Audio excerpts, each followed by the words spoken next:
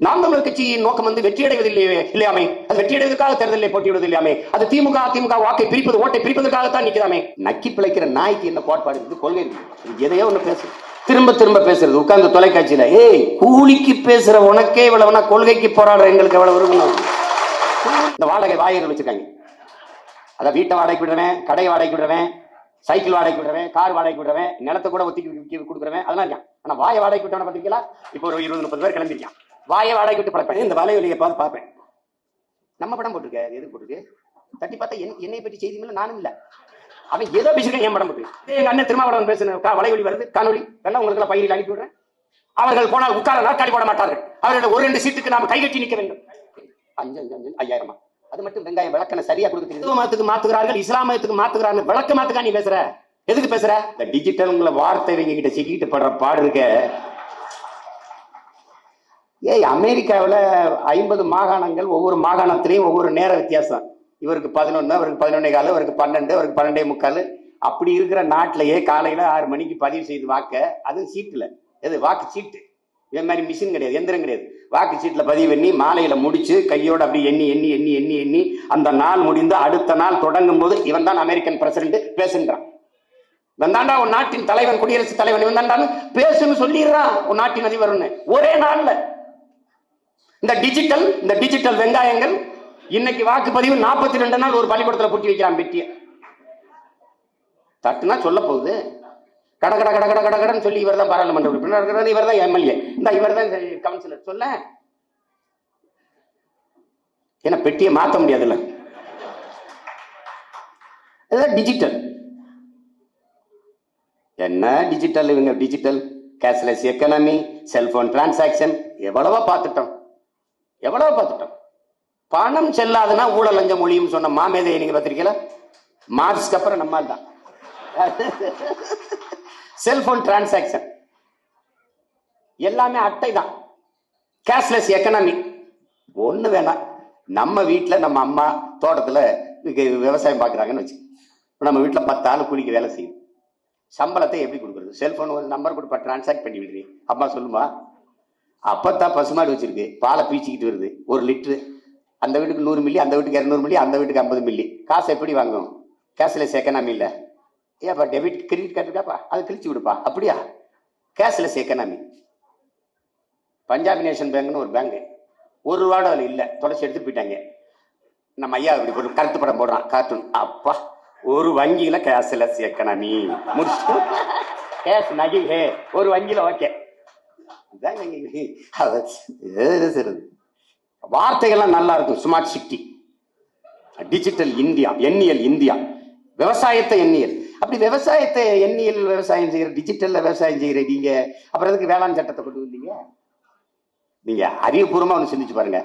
தக்காளி, உருளைக்கிழங்கு, எண்ணெய் விதைகள், அதாவது எண்ணெய் தயாரிக்கிற சூரியகாந்தி, இந்த கடல் பருப்புகள் இருக்குல்ல இது, அப்புறம் இந்த பருப்பு, அப்புறம் என்ன சொல்றது, வெங்காயம், இதெல்லாம் வந்து அத்தியாவசிய பொருள் இல்லை. சட்டம் சொல்லிருச்சு. சட்டம் சொல்லிவிட்டால் உருளைக்கிழங்கு, தக்காளி, வெங்காயம், பருப்பு அத்தியாவசிய பொருளா இல்லையா? அத்தியாவசிய பொருளா? இதான் கேள்வி. சட்டம் யாருக்கும் பசிக்க கூடாதுன்னு சட்டம் போட்டா பசிக்காம இருந்துருமா? இதான் கேள்வி, ஒரு அடிப்படை கேள்வி. யார் இப்படி எல்லாம் யோசிப்பா சொல்லுங்க? பாராளுமன்றத்தில் விவாதம் வருது, நாட்டினுடைய நிதியமைச்சர் சொல்றாரு, பதில் சொல்றாங்க அம்மையார் நிர்மலா சீதாராமன், மாண்புமிகு மேன்மைமிகு அம்மையார் சீதாராமன் அவர்கள். வெங்காயம் இப்படி பண்ணிட்டீங்க, வெங்காயம் விலை ஏறிடுச்சே, எனக்கு இதை பத்தி கவலை இல்லை, நான் வெங்காயம் திங்கிறது இல்லை. இப்ப நமக்கு உடனே என்ன சொல்லுது, மாட்டுக்கறி கூட தான் நீங்க திங்கிறது இல்லை, நாங்க திங்கிறதுனால உங்களுக்கு என்ன பிரச்சனை, எதுக்கு அடிச்சு கொள்றீங்க? அதான எல்லாமே சிக்கல், எல்லாமே பிரச்சனை.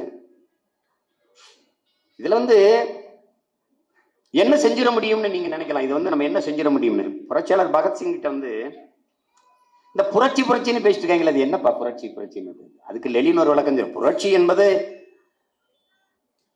அது ஒருவன் கட்டளைக்கு கீழ்ப்படிந்து நடப்பதல்ல. அவர் சொல்லிட்டாரு அதனால புரட்சி, அப்படிலாம் வர்றது இல்ல. அது வரலாற்றின் போக்கில் முதிர்ச்சி அடைந்து உருவாவதுங்கிறான். வரலாற்றின் போக்கில அது புறச்சூழல். இப்ப நமக்கு என்ன, எதுக்கு இந்த புரட்சி தேவைப்படுது? மீன் பிடிக்க போக முடியல, சிங்களம் சொல்றான், தண்ணி கேட்டா அவன் அடிக்கிறான், இங்கிட்டு தண்ணி கேட்டா அடிக்கிறான். அப்ப எல்லா இடங்களிலும் தாக்கி அளிக்கப்படுகிற ஒரு இனம் கிளர்ந்து எழுகிறதான் அது புரட்சியா வருது. அதான் அதான் அதுதான் முக்கியம். இப்ப நீங்க நுட்பமா கவனிச்சீங்கன்னா, நம்ம மீனவர்களை 69 பேரை கைது செய்யுது, அதுல 55 பேரை விடுதலை செய்யுது. இது காரணம் சொல்லுது, தேர்தல் இப்ப வர்றதுனால இந்திய அரசு அதுக்கு சொல்லுது, உடனே விடுங்குது. ஏன்னா தமிழ்நாட்டை நான் ஓட்டு வாங்க முடியாதுன்னு. ஏன்னா என்னை மாதிரி ஒருத்தன் தினம் பேசிட்டு இருப்பேன். அப்ப அவன் எது பயந்துக்கிட்டேன்னு சொல்றான், அவனை விடுங்கிறான். அவன் விடும்போது ஒரு வார்த்தையை சொல்றான் பாருங்க, நல்லெண்ண அடிப்படையில் விடுதலை. அப்ப என்னென்ன அடிப்படையில் நீங்க கைது செய்த? இது நல்லெண்ண, அது விளக்கெண்ணையா? என்ன என்னது? எந்த என்ன அடிப்படையில் நீ என் மக்களை கைது செய்தாய்? கைது செய்யாய், விடுதலை செய்தாய். என் படகை பறிமுதல் செய்தாய், என் வலையை பறித்துக் கொண்டாய், அதை அறுத்து வீசினாய், என் படகை அரசுடையமாக்கி ஏலமிட்டாய். ஒரு வார்த்தை இந்திய துணைக்கண்டம், வல்லாதிக்க நாடு என்று பீத்திக் கொள்கிற இந்த நாடு, இந்த ஒன்றிய அரசு ஒரு வார்த்தை என் நாட்டுக்குடிகளின் படகை பறிக்க நீ யாரடான்னு சொல்லு, திருப்பி கொடுன்னு சொல்லுது. என்னை விடுதலை செய்கிறது, நான் விடுதலை செய்து வெளியே வருகிறேன். ஆனால் என் படகை நீ பறித்து ஏலமிட்டு விட்டாய். நான் திருவோடு எடுத்து பிச்சை எடுக்கிறதா?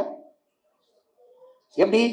ரக்கர் என்ற வெட்டி விட்டு பற என்று பறவையை சொல்வது போல என் படகை பறித்து ஏலமிட்டு விட்டு உனக்கு விடுதலை என்று சொல்வது எவ்வளவு வெட்கக்கேடானது என்பதை அறிவார்ந்த மக்கள் சிந்திச்சு பார்க்கணும். எவ்வளவு கேவலம்! இதை தமிழ்நாடு அரசும் பேசுவதில்லை, இந்திய ஒன்றிய அரசும் பேசுவதில்லை. நாம பேசுவோம், எவனும் கவனிக்கிறதும் இல்லை, அதை காட்டுறதும் இல்லை, போடுறதும் இல்லை. அதை இக்னோர் இட், அதை அவாய்ட் இட். இவங்க முடிவு பண்ணிக்கிறது, அவரை காட்டிடாத, அவரை பேச விட்டுறாத. அது ஒண்ணு வேணாம். அமெரிக்கால ஒரு தமிழ் சங்கம், அது நேற்று எனக்கு ஒரு வாழ்த்து செய்தி எடுத்துட்டு போகுது. அந்த வாழ்த்து செய்தியை போடாதேங்குது அமெரிக்கா. சீமான பேச விடாதீங்க. நான் இங்க இருக்கப்பா, என்னைதான் உள்ள விடல, என்னை அமெரிக்காவுக்குள்ள நுழைய விடல. சரி விடு, என் பேச்ச போடுறதுக்கு பயம். அந்த பயம் எல்லா பயலுக்கு இருக்கட்டும். வாழ்த்தி தான் பேசியிருக்கேன். இந்த பேச்சு பழைய இருக்கு, நீங்க தட்டிங்கன்னா பார்க்கலாம். நேத்தான் பேசினேன் காலையில. ஒண்ணு இல்ல, அதுல அது தமிழ்னா என்ன, மொழினா என்ன, இந்த சங்கங்களின் தேவை என்னன்னு பேசுற, அதை போட விடல. டெல்லியில நாகாலாந்து, மணிப்பூர், திரிபுரா, மேகாலயா, காஷ்மீரி, பஞ்சாப், இந்த வடகிழக்கு மாகாணங்கள இருக்கிற இந்த தேசிய இனங்களின் ஒருங்கிணைப்புல தமிழ்நாட்டில இருந்து ஒருத்தன் போயிருக்கேன். அந்த நாம் தமிழர் கட்சியின் பிரதிநிதியா நான் போயிருக்கேன். இவங்க எல்லாருக்கும் செல்ல பிள்ளையாருன்னா நான் தான். எல்லாரும் பெரிய தலைவங்க, நான் சின்ன பையன். சீமாண்ணா சீமாண்ணா, அதெல்லாம் பெரிய ஆளுங்க தான் சீமாண்ணா. ஏடா இது ரொம்ப கொடுமையா இருக்கடா அவளே அப்படி இருக்கு. எல்லாரையும் பேச விட்டான், டெல்லி காவல்துறை எல்லாரையும் பேச விட்டான்.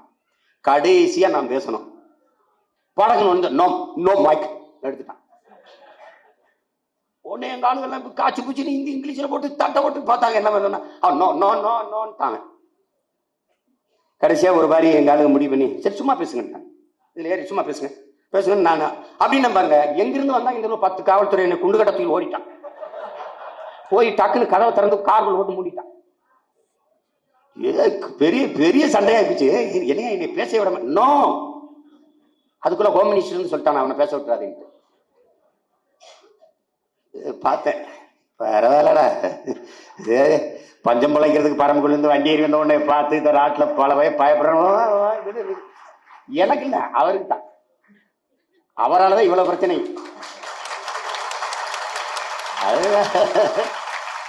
படத்தை பார்த்தா பயப்படுறான், பேரை கேட்டா பயப்படுறான். எல்லாம் இது மாதிரி. இது ஒரு கொடுமை. இவர்கள் அறிவார்ந்த தமிழ் சமூக பிள்ளைகள், என் உடன் பிறந்தார்கள், புரிந்து கொள்ளணும். இந்த ஆட்சியாளர்கள், குறிப்பாக திராவிட முன்னேற்ற கழக ஆட்சி என்பது செயல் அரசியலோ மக்களுக்கான சேவை அரசியலோ செய்வது இல்லை, செய்யாது. வெறும் செய்தி அரசியல் தான் செய்யும்.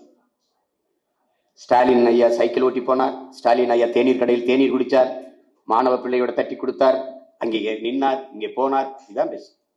செயல் என்ன? செயல் என்ன? ஒரு செயல் சொல்லுங்க. மக்களவையில எல்லாம் கூடுனீங்க, இந்த மாதிரி மக்களை கூட்டி வச்சு மனுக்களை வாங்கினீங்க, வெட்டிகளை போட்டீங்க, அதை அப்படி பூட்டி பாருங்கள், சாவியை பாருங்கள், சாவியை பாருங்கள், மந்திரவாதி மாதிரி காட்டி பேசிருந்தீங்க. இந்த பாருங்கள், பூட்டுகிறேன் பாருங்கள், பூட்டுகிறேன் பாருங்கள், பூட்டிட்டேன். பதவிக்கு வந்தவனே இதுல இருக்க எல்லா பிரச்சனையும் தீர்த்து விடுவேன், 100 நாள் தான். இந்த மனு கொடுத்ததுல ஒரு அக்கா தங்கச்சி கூட அந்த மதுக்கடையை மூடுங்கன்னு சொல்லல. ஏன் மூடல? ஒருத்தம் கூட அந்த நீட்டு வேணாம்னு சொல்லல, ஒருத்தம் கூட ஊழல் லஞ்சத்தை ஒழிங்கன்னு சொல்லல. ஏன் அதெல்லாம் கேட்கல? நாங்க அதுல 200க்கு மேல நிறைவேற்றிட்டோம், 300க்கு மேல நிறைவேற்றிட்டோம். எங்கிட்டு எங்க எங்க நிறைவேறி இருக்கு? ஒண்ணு சொல்லுங்க. அனைத்து சாதியும் அர்ச்சகராகலாம் சட்டம் போட்டீங்க. எத்தனை பேர் உள்ள மணி வச்சிருக்காங்க? யாரு? எத்தனை பேர்? ஏதாவது ஒன்று, ஏதாவது ஒன்று. இப்ப சமூக நீதிக்கான கூட்டமைப்பை உருவாக்குறாங்க. உருவாக்குங்க மகாராசா, உருவாக்குங்க. ஆனால் உங்களிடத்துல ஒரு கேள்வி, சாதிவாரி குடிவாரி கணக்கெடுக்க உங்களுக்கு துணிவு இருக்கா? வகுப்புவாரி பிரதிநிதித்துவம் என்பது, இங்க பாருங்க, குடிகளின் எண்ணிக்கைக்கு ஏற்பத்தான் இடம் ஒதுக்கீடு இருக்கணும். அதான் சமநீதி, அதான் சமூக நீதி, அதான் சரியானது. தமிழ்நாட்டில் பல ஆண்டுகளாக இந்த கருத்தை வலியுறுத்தி கொண்டிருக்கிறது எங்க ஐயா மருத்துவர் ராமதாஸ் மட்டும்தான், வேற யாரும் பேச கிடையாது. இந்த திராவிட கட்சிகளின் ஆட்சியில் 50 ஆண்டு 55 ஆண்டுகள் தொடப்போது ஒரு தடவை கூட சாதிவாரி குடிவாரி கணக்கெடுப்பு நடத்தல. அறிவார்ந்த என் தம்பி தங்கிட்ட, என் சொந்தங்கள்கிட்ட சொல்றேன், 10 பேர் இருக்கிற இடத்தில் 100 பேர் சாப்பாடை அனுப்புவது எப்படியோ, 100 பேர் இருக்கிறதுக்கு 10 பேர் சாப்பாடை அனுப்புவது எப்படியோ, அப்படித்தான் இவர்கள் இடஒதுக்கீடு இருக்கு. இது எப்படி சரியா இருக்கும்? 5 பேருக்கு 50 பேர் சாப்பாடு அனுப்புவது, 50 பேருக்கு 5 பேர் சாப்பாடு அனுப்புவது என்ன தர்மம்? இது என்ன சமூக நீதி? என்ன சமூக நீதி? நான் கோனார், என் குடிகளை என்ன? நான் தேவேந்திரன், என் குடிகளை என்ன? என் தலை என்ன? நான் தேவர், எனக்கு என்ன? நான் என்ன? நீ நான் படையாச்சி என்ன? நான் கவுண்டர் என்ன? என்னுடைய குடி என்ன? அதற்கேற்ப நீ இடஒதுக்கீடு தா. அதை விட்டுட்டு சாதி சங்க தலைவர்கள் கூட்டு உட்கார வைக்கிறது. உனக்கு 3, உனக்கு 4 விழுக்காடு, உனக்கு 2. முதல்ல நீ யாரு? முதல்ல நீ யாரு சொல்லு. எனக்கு பிச்சை போட நீ யார்? நீ உட்கார்ந்து இருக்கிற நாற்காலியை நான் போட்ட பிச்சை. நீ யார்? முதல்ல நீ யாரு?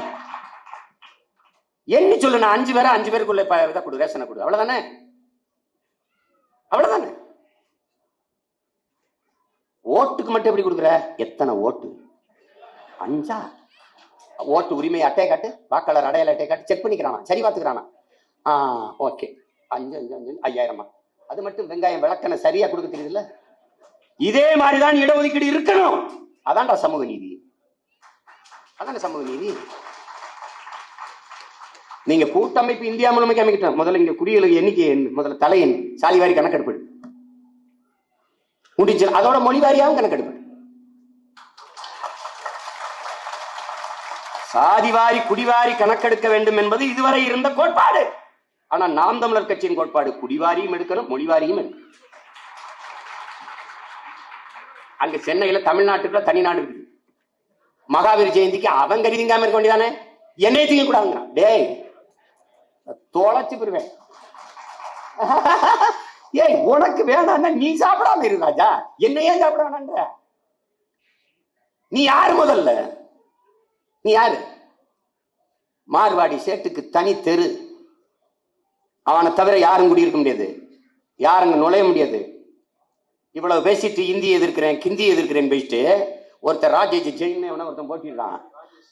ராஜேஷ் ஜெயின் அவருக்கு இவங்க ஓட்டு எப்படி கேட்காங்க, முழுக்க இந்தியில அடிச்சு ஐயா ஸ்டாலின் இப்படி கும்பிடுறாரு, தயாநிதி மாதிரி இப்படி கும்பிடுறாரு, அவன் போட்டு அவன் இப்படி கும்பிடுறது, நீங்க கேட்டு பூரா இந்தி எதிர்ப்பு வீரர்கள்.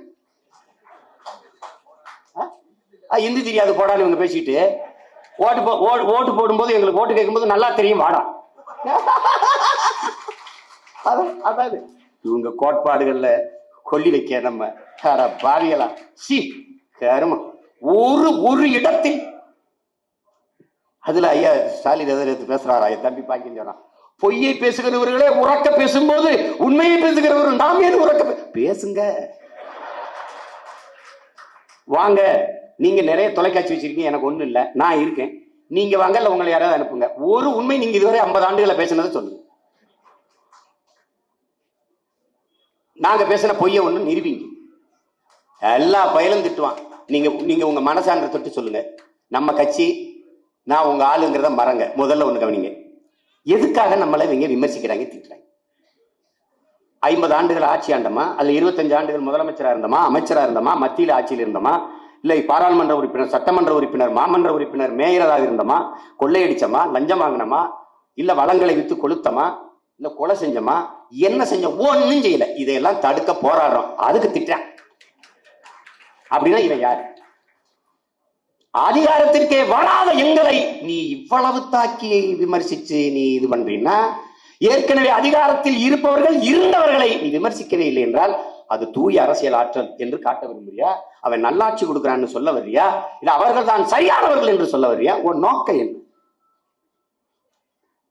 நக்கி பிழைக்கிற நாய்க்கு என்ன கோட்பாடு இருக்குது, கொள்கை இருக்குது? எதையோ ஒண்ணு பேசு, எதையோ ஒண்ணு பேச்சு போண்டிதானே, என்னத்தையாவது பேசுறது. ஒரு தொலைக்காட்சி, அதுல என் தம்பி கார்த்திக் விவாதத்தில் இருக்கான். அந்த விவாத நெறியாளரும் பேரும் கார்த்திக் தான். அவர் பேசுறாரு, நாம் தமிழர் கட்சியின் நோக்கம் இல்லையாமே, அது வெற்றியடைவதற்காக தேர்தலில் போட்டியிடுவது இல்லையாமே, அது திமுக அதிமுக வாக்கை பிரிப்பது, ஓட்டை பிரிப்பதற்காகத்தான் நிற்குதாமே. எப்படி? அப்ப நமக்கு என்ன பல கேள்வி கேட்கும்போது படப்படன்னு பழகு. அப்ப சீமானவன் பிள்ளைகளும் நாம் திமுக அதிமுக ஓட்டை பிரிச்சு பெறுவான். அப்ப அவ்வளவு வலிமையா இருக்கான்னு நீ ஒத்துக்கிற, அவங்க அவ்வளவு பலகீனமா இருக்கான்னு ஒத்துக்கிற. அதானே அதானே அதானே தோணும். அப்ப திமுக அதிமுக ஓட்ட சீமானவன் பிள்ளைகளும் பிரிச்சிருவான்னா நான் வலிமையானவன், அவன் பலகீனமானவன். ஒத்துக்கலையா? போ. இல்ல. அடுத்த ஒரு கேள்வி, ஓட்ட பிரிக்கத்தான் நிக்கணும்னா எப்படி? அப்ப 1949 தொடங்கப்பட்ட திராவிட முன்னேற்ற கழகம் 67 தான் ஆட்சிக்கு வருது.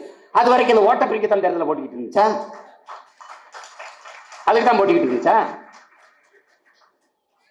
வெல்லணுங்கிற இலக்கு, தனித்த அரசியல் பேராற்றலாக வந்து வெல்லணுங்கிற இலக்கு, தன்மானத்தை இனமானத்தை அடமானம் வைக்காமல் தனித்து நின்று வெல்லணுங்கிற இலக்கு.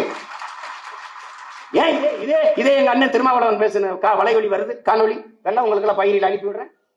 அவர்கள் போனால் உட்கார நாற்காலி போட மாட்டார்கள். அவர்கள் ஒரு 2 சீட்டுக்கு நாம் கைகட்டி நிற்க வேண்டும். இருக்குல்ல, எங்க அண்ணன் பட்ட அவமானத்தை அவன் தம்பி பெறக்கூடாதுங்கிறதுக்காக நான் தனிச்சு நிற்கிறேன். எவன் தம்பி கைகட்ட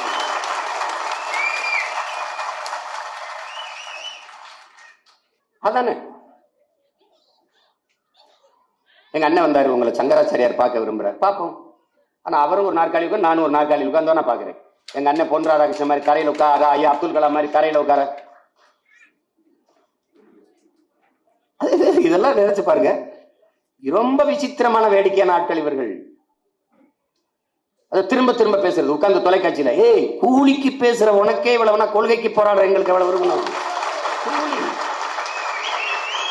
கூலிக்கு வேலை செய்யற உங்களுக்கு எவ்வளவு இருக்குன்னா, அடக்குமுறை, ஒடுக்குமுறை, சிறை, அச்சுறுத்தல், அவமானம், ஏச்சு பேச்சு, அவதூறு, உறக்கமில்லை, உணவில்லை, எல்லாவற்றையும் விட்டுவிட்டு தன் இனத்தின் உரிமைக்காக போராடுகிற கொள்கையாளர்கள் எங்களுக்கு எவ்வளவு இருக்குன்னு அப்போ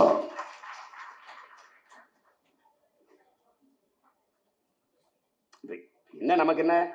அச்சுறுத்துவாங்க, பயங்காட்டுவாங்க, பயப்பட வைப்பாங்க. அம்மாவை நிறுத்தினா பிள்ளையை மிரட்டுறது, அப்பாவை நிறுத்தினா மனைவி குழந்தைகளை மிரட்டுறது, பிள்ளையை நிறுத்தினா அப்பா அம்மாவை மிரட்டுறது. இதாடா உங்க ஜனநாயகம்? பெரிய கட்சிங்க, எங்களை வீழ்த்த எவனுமே பிறக்கவில்லைங்கிறீங்க. பிறக்காத எதிர்க்கிறதுக்கு இவ்வளவு பயம், இவ்வளவு பயம் எதுக்கு? அனைத்து கட்சி கூட்டத்துக்கு அழைக்க முடியாத அளவுக்கு எங்களுக்கு கட்சி அங்கீகாரமே இல்லை. தேர்தல் ஆணையம் சொல்லுது அவன் 3வது பெரிய கட்சின்னு. ஆனால் இவர்களுக்கு அது கட்சி இல்லை, அதெல்லாம் கட்சி இல்லை. அப்புறம் கட்சி இல்லை குச்சி இல்லைன்னா இங்க இருந்து வரவன மட்டும் 1000 பேரோடு வந்து இணைந்தார், அவர் வந்தார், இது ஒரு குடும்பினார். அதை எதுக்கு சொல்ற? கட்சி இல்லாத கட்சியில இருந்து வரவன் மட்டும் உனக்கு இனிக்குது. அனைத்து கட்சி கூட்டத்தில் என்ன அவரெல்லாம் அப்படி, அது சட்டமன்ற உறுப்பினர்கள் கட்சி. மதிமுக எல்லாமே உதயசூரியன் தான் நினைச்சா, தனி கட்சியா திமுகவா? உதயசூரியன் சின்னத்தில் பல கட்சி வென்றிருக்கு. அப்ப அந்த கட்சியில் எப்படி தனி கட்சி ஆகும்? இது கேள்விகள் பதில் இருக்காது. இந்த வாடகை வாயர்கள் வச்சிருக்காங்க, அதான் வீட்டை வாடகைக்கு விடுறவன், கடையை வாடகைக்கு விடுறவன், சைக்கிள் வாடகைக்கு விடுறவன், கார் வாடகைக்கு விடுறவன், நிலத்தை கூட ஒத்திக்கு கொடுக்குறவன், அதெல்லாம் இருக்கான். ஆனா வாயை வாடகைக்கு விட்டவன பாத்தீங்களா? இப்போ ஒரு 20-30 பேர் கிளம்பிருக்கான், வாயை வாடகைக்கு விட்டு பழப்பாங்க. அவனுக்கு சீமான் நாம் தமிழர் இதை பேசலைன்னா உணவும் இல்லை, உறக்கம் இல்லை. எப்படி ஒரு கூட்டம் கிளம்பிருக்காங்க. இதே ஒரு பொழப்பு. நானு இந்த வலைவலியை பார்ப்பேன். நம்ம படம் போட்டிருக்க, எதுக்கு போட்டிருக்கு? தட்டி பார்த்தா என்னை பற்றி செய்தியும் இல்லை, நானும் இல்லை. அவன் ஏதோ பேசிருக்கான், என் படம் போட்டிருக்கு. எதுக்குடா? அப்புறம் கீழே ஒரு அது அதை தட்டி பார்க்கறேன், அதுல என் படம் போட்டிருக்கு. இப்படி ஏதோ ஒரு ஓடமா, சரி தட்டி பார்த்தேன், அதுல என்னை பற்றி செய்தியில நானும் இல்லை. ஏன்னா எல்லாத்துலயும் நம்ம படம் இருக்கா, நம்மளை பற்றி செய்தி இல்லை. என்ன நான் கேட்டேன் அவர்கிட்ட, உன்னை போட்டா தான் திறக்கிறாங்க வாழ்க. இவன் என்ன தெரியுங்களா, அந்த பரதேசி நம்மளை திட்டுதுன்னா 40 பேரோட பார்க்க மாட்டேன். எங்காலு 40,000 பேர் போய் ஏய் அண்ணன் ஏதோ திட்டுக்கானடா, அண்ணன் என்ன திட்டுக்கண்டா, அண்ணன் ஏதோ திட்டு பார்த்து பார்த்து அவன் பல ஆயிரம் வியூஸ் வந்துருது, அவனுக்கு காசு வந்துருது. சீமான திட்டினா சோறு கிடைக்குதுன்னு திட்டிட்டு இருக்கான். ஒரு கொடுமை நிகழ்ந்துருச்சு. இப்ப நாம செய்ய வேண்டிய வேலை, என் தம்பி இங்கே குறிப்பிட்டது போல, சைமன் போன்றவர்கள், அருண் ஜெய்சீலன் போன்றவர் குறிப்பிட்டது போல, தம்பி களஞ்சியும் அதை குறிப்பிட்டார், தம்பி முத்துப்பாண்டியும் சொன்னார். பொது தேர்தல் நம்ம சட்டமன்ற பாராளுமன்ற தேர்தலில் சிற்றூர்கள் தோறும் பயணம் செய்து ஒவ்வொரு வீடுகளாக குடிகளாக போய் பார்த்திருப்போமா, மக்களை சந்திச்சிருப்போமா, நம்மளுடைய கோட்பாடு கொள்கைகளை பேசியிருப்போமா, இப்படி ஒரு கட்சி இருக்கிறது, உங்கள் பிள்ளைகள் நாங்கள் இப்படி ஒரு அரசியலை முன்னெடுத்து வருகிறோம், எங்களுடைய சின்னம் இது என்று சொல்லியிருப்போமானால் அதுக்கு வாய்ப்பு இல்லை. ஆனால் இந்த ஊரக உள்ளாட்சி தேர்தலில், இந்த பேரூராட்சி நகராட்சி மாநகராட்சி தேர்தலில் அதற்கான வாய்ப்பு பெரிதாக நமக்கு இருக்கு. வீடு வீடாக போய் சேர்த்து இது ஓசோ நமக்கு என்ன கற்பிக்கிறான், இன்னைக்கு கூட ஊடக சந்திப்பில் தான் சொன்னேன். ஓசோ என்ன சொல்றான், நீ ஒவ்வொரு நாளையும் அறுவடைக்கான நாளாக கருதாது, ஒவ்வொரு நாளையும் விதைப்பதற்கான நாளாக கருது, விதைப்பதற்கான நாளாக கருது. அப்படிதான் நம்ம விதைச்சு வளர்த்து வர்றோம். நீங்க அதை நீங்களே பாக்குறீங்க, கண்கூடா பாக்குறீங்க. அது தம்பி முத்துப்பாண்டி சொன்னது 1.1 விழுக்காடு. அந்த விழுக்காட்டை தொட்ட கட்சி ஒண்ணு சிதஞ்சு அடிஞ்சிருக்கும், இல்ல வேற ஒரு கட்சியோட கூட்டணிக்கு போயிருக்கும், இல்லைன்னா காணாமலே போயிருக்கும். தலைவனும் தொண்டனும் தற்சொரு இருந்து ஓடி இருப்பான். ஏன்னா இப்ப ராகுல் காந்தி எல்லாம் பாராளுமன்ற தேர்தல் தோத்த பிறகு தலைவர், இந்த தோல்விக்கு நான் பொறுப்பேற்று விளைக்கிறேன், விளைப்பிட்டேன். தோல்வியும் வெற்றியும் சமமாக கருதுகிறவன் எவனோ அவன் தான் சரியான தலைவர். வென்றால் நான் இருப்பேன், தோற்றால் விலகி விடுவேன், அவன் கோல, அவன் வீரன் இல்லை, அவன் தலைவனாக முடியாது. இன்னைக்கு தோற்றா நாளைக்கு வெல்வோம், அவ்வளவுதானே, அவ்வளவுதானே. என் அன்பிற்குரியவர்களே, எளிதில் வெற்றி பெற்றவன் இதயம் இறகினும் மெல்லிதாக இருக்கும். தொடர்ந்து தோற்று தோற்று தோற்று தோற்று வெற்றி அடைகிறவன் இதயம் இரும்பை விட கடினமாக இருக்குங்கிறான். ஏறக்குறைய நமக்கு முக்காவாசி எல்லாருக்கும் இதயம் இரும்பாயிருச்சு, இன்னும் கொஞ்சம் தான் இருக்கு, கால் விழுக்காது. அதை ஏன்னா இன்பத்தை தூய்க்காமல், துன்பத்தை தூய்க்காமல் இன்பத்தை அனுபவிக்க முடியாதுங்கிறான். துன்பத்தை நீ அனுபவிச்சு அதை பார்க்காம நீ இன்பத்தின் அருமையை உணரவே முடியாதுங்கிறான். சீன சிந்தனான் லாவோட்ஸ், நீ துன்பத்தை நீ அனுபவிச்சு அதையோ இவ்வளவு கொடுமையா இருக்குன்னு தெரியாம நீ எப்படி, நரகம் உனக்கு எப்படி இருக்குது, தீ எரியும், அவர் புழுக்கள் நெளியும், நட்டுவாக்களி எரி, எரியிற நெருப்புல புழு நட்டுவாக்களி எல்லாம் இருக்குமான்னு எவனுமே கேட்டதில்லை, பாம்பெல்லாம் இது மாதிரி கேட்டதில்லை, அது வேற. அங்க இருக்கும் உன்னை கொப்பரை செட்டிக்குள்ள விட்டு வறுப்பான், இவ்வளவு குறமா இருக்க மாட்டான்னு கற்பனை பண்ணவன சொர்க்கம்னு ஒண்ணு இருக்குதுன்னு அதை கேட்கிறேன். ஏன்னா நரகம் கொடுமையானது இருக்குன்னு தெரிஞ்ச பிறகு சொர்க்கத்தை தேர்ந்த. அப்படி துன்பத்தை நீ அனுபவிக்கும் போதுதான் இன்பத்தின் அருமையை நீ உணர்வாய். அதனால் தோல்வி என்பது தோல்வியே அல்ல, அதை புரிஞ்சுக்கணும். தோல்வியே சொல்லுது, என்னை தொட்டு விட்டவன் தோற்றதாக வரலாற்றிலே செய்தில்லை. என் அன்பிற்குரியவர்களே, என் அருமை உடன் பிறந்தார்களே, அலை கரும்பாறையை கரைத்து விடுகிறது, தன் வலிமையால் அல்ல, விடாமுயற்சியால். தொடர்ந்து அடிச்சு அடிச்சு அடிச்சு போய் கரும்பாறை, கடற்கரை ஓரத்தில் இருக்க கரும்பாறையை பாருங்க, வழுக்க கரைச்சு. அதுதான் இங்க முக்கியம். நீங்க நுட்பமா பாருங்க, பருத்தி பஞ்சு இருக்குல்ல, ஒரு வலிமை மிக்க யானையை குத்தி கிழிக்கிற கூர் ஈட்டி மெல்லிய பஞ்சுக்குள் நுழைவதே இல்லை. என்ன குத்து இறங்க. ஆனால் மொத்த தோளுடைய யானையின் தோலை கிழிச்சிட்டு உள்ள போற ஈட்டி பருத்தி பஞ்சுல நுழையிறது. அதே கடப்பாறை வச்சு அடிச்சாலும் சுத்தியில் வெடிச்சாலும் நகராத தகராத கரும் பாறை மேலே ஆலமரத்தின் மெல்லிய விழுதுகள் அப்படி அப்படி அப்படி வருடலுக்கு நெகிழ்ந்து இடம் கொடுத்து. நீங்க இதானே இது, நீங்க நீங்க நான் சொல்றேன்னு இல்லை, நீங்களே பார்க்க முடியும். இதுதான் இனிய சொல் இரும்பு கதவையும் திறக்குங்கிறான் காந்தியடிகள். வாயிலிருந்து சொற்களை எடுத்து பேசவே பேசாதீர்கள், இதயத்திலிருந்து எடுத்து பேசுங்கிறான். வாயிலிருந்து பேசுகிற சொற்கள் செவி வரைதான் சென்றடையும், இதயத்திலிருந்து வருகிற சொற்கள் தான் செவியும் கடந்து சிந்தனைக்குள் போய் செயலாக்கம் செய்யுங்கிறான். அதனால நம்முடைய கோட்பாடு கொள்கைகளை எடுத்து மக்கள்கிட்ட சொல்லுங்க. மாற்றம்ங்கிறது வராத ஒன்று இல்லை. மாமேதை மாற்ற விட ஒரு 2000 ஆண்டுகளில் இவரை போல ஒரு பேரறிஞன் பிறந்தது இல்லைங்கிறான். 2000 ஆண்டுகள்ல அந்த அறிஞனே சொல்றான், மாற்றம் என்பது மானுட தத்துவம்ங்கிறான். மாறாது என்ற சொல்லை தவிர மற்றவை அனைத்தும் மாறிவிடுங்கிறான். அந்த சொல்லுதாண்டா மாறாது, மாறாதுங்கிற சொல்லுதான் மாறாது, மத்தெல்லாம் மாறிட்டுங்கிற மாறி இருக்கு.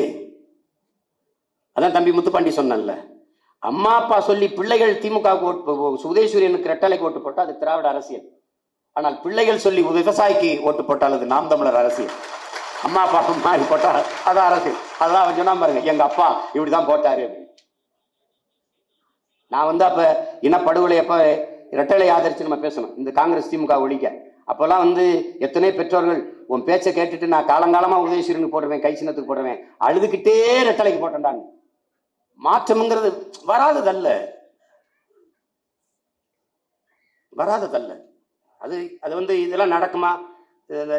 சட்டமுறை திரைப்படத்தில் தான் நினைக்கிறேன், என்னத்தை கண்ணையாவா அவனை பிடிப்பான், என்னத்தை பிடிச்சி என்னத்தை அடைச்சு, அது என்னத்தை கண்ணை மாதிரி அப்படி விரக்தி வியாக்கியம் நம்ம பேசிக்கொண்டு கூடாது.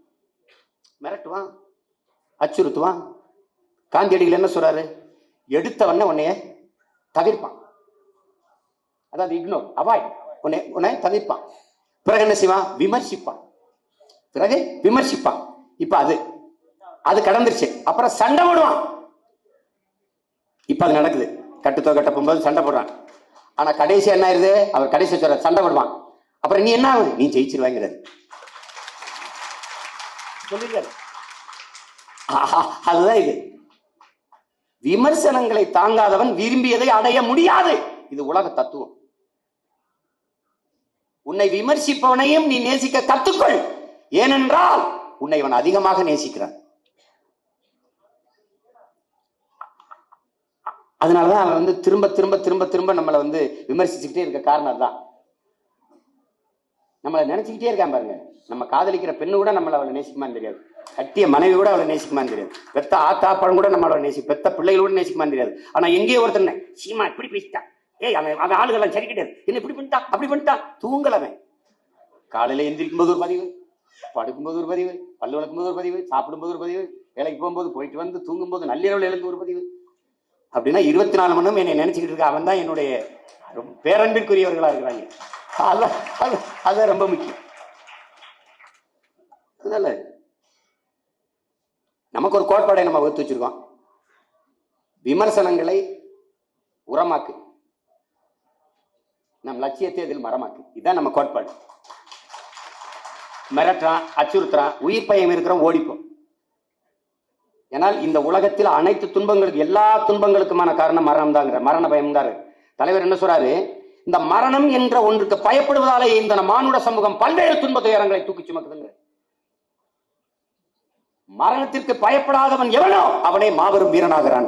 வீரனுக்கும் மாவீரனுக்கும் என்ன வித்தியாசம் தெரிஞ்சுக்கணும். வீரனுக்கும் மாவீரனுக்கு என்ன வித்தியாசம்? வீரன் ஒருவன் ஒரு உயிரை தாக்கி அழிக்க வரும்போது தடுத்து காப்பானையானால் அவன் வீரன். ஒரு வீரன் ஒரு உயிர் தாக்கி அழிக்கப்படும் போது அந்த உயிரை காப்பதற்காக தன் உயிரை கொடுத்தேனும் காப்பானையானால் அவன் மாபெரும் வீரன். அதான் மாவீரன். அது ரெண்டுக்கு இருக்கிற வேறுபாடு அதான். தலைவர் நமக்கு என்ன கற்பிக்கிறாரு, அச்சத்தை கைவிடு, இல்லைன்னா லட்சியத்தை கைவிடு. லட்சியம் வேணாம்ங்கிற ஓடிப்போம், லட்சியம் வேணுங்கிற அச்சத்தை தூக்கி வீசு. பயம் என்பது கோழைகளின் தோழன், அது வீரனுக்கு எதிரி. கண்ணீர் என்பது கோழைகளின் ஆயுதம், அதை எந்த வீரனும் ஏந்த மாட்டான்ங்கிறது. அதை கவனத்தில் வச்சுட்டு வேலை செய்யணும். மிரட்ட நீ மிரட்டுறா, வா மோதிக்கிறோம் சொல்றா, இல்ல இரு எங்கால கூப்பிடுறேன் எனக்கு போடுறா, நின்றா இல்ல வரேன்னு சொல்றேன்டா, எவன் வர்றான்னு பாப்போம், எவன் வர்றான்னு பாப்போம். அவங்க எல்லாம் சும்மா பேச்சு தான் சத்தமா பேசணும், சண்டையும் பயங்கரமா போடுவோம் நாங்க. மாதிரி ஆள் கிடையாது. இந்த மாதிரி சத்தமா பேசுறதுக்கு முன்னாடி என்ன செஞ்சுக்கணும் தெரியுமா? சண்டை தான் போட்டுக்கிட்டு இருந்தோம். அதான் செஞ்சுக்கிட்டு இருந்தோம்.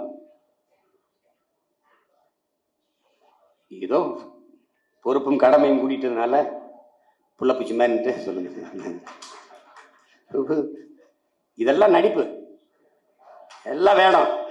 திடீர்னு ஒரு நாள் சட்டையை கழட்டி போட்டு நின்று அடிக்கும் போதுதான் தெரியும், ஏன்னா இவ்வளவு பெரிய மேலூர் என்னது டோல்கேட்ல அடிச்சதை ஜெயலலிதா மேம் நல்ல பேசத்தான் செய்வார், பார்த்தா சண்டை எப்படி போட்டு இருக்காரு, பிரசிடண்ட் தூக்கி ஜெயில போட போட்டு, அது ஒரு பெரிய, அது ஒரு நடந்தது சும்மா.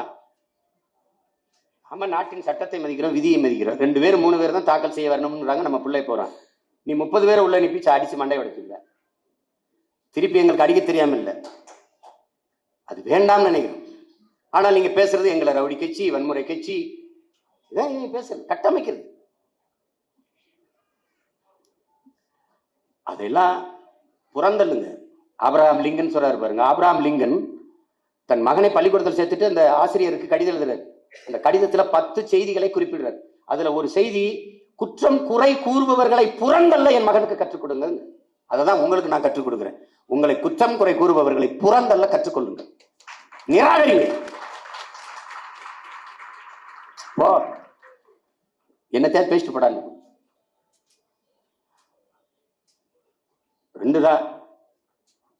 சீன ஞானி கன்ஃபூசியஸ் தோல்விக்கு காரணத்தை சொல்றார். சரியானது என்று தெரிந்த பிறகு செய்யாமல் இருப்பது தோல்விக்கு காரணம். இப்ப இது சரியானதா இல்லையா? செய்யணுமா இல்லையா? இது நான் தோக்கல நீ தோக்கல, உன் இனம் தோத்து போகுது. அதான் இங்க முக்கியமானது. நாம் தமிழர் கட்சி தோக்கல, நீ பிறந்த பெருமை மிக்க தமிழர் என்கிற இனம் தோத்து போகுது.